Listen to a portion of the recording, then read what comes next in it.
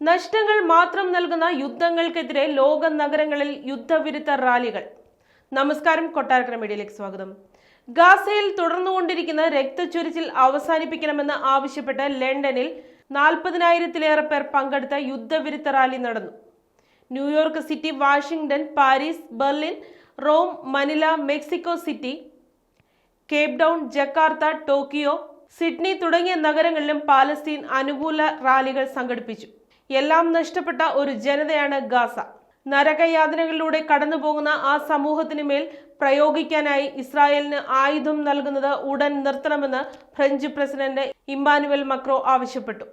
അടിയന്തരമായി തന്നെ വെടിനിർത്തൽ വേണമെന്നും ഫ്രാൻസ് ഇസ്രായേലിന് യുദ്ധം നൽകുന്നില്ലെന്നും ഫ്രഞ്ച് റേഡിയോയ്ക്ക് നൽകിയ അഭിമുഖത്തിൽ മക്രോ വ്യക്തമാക്കി. അതേസമയം ഫ്രഞ്ച് പ്രസിഡന്റിന്റെ നിലപാട് അപമാനകരമാണെന്ന് ഇസ്രായേൽ പ്രധാനമന്ത്രി ബെന്യാമിൻ നെതന്യാഹു പ്രതികരിച്ചു. തുടർന്നുകൊണ്ടിരിക്കുന്ന ആക്രമണങ്ങളിൽ ലെബനനിലും ഗാസയിലും ഉടൻ വെടിനിർത്തണമെന്ന് ഫ്രാൻസിസ് മാർപ്പാപ്പ ആവശ്യപ്പെട്ടു.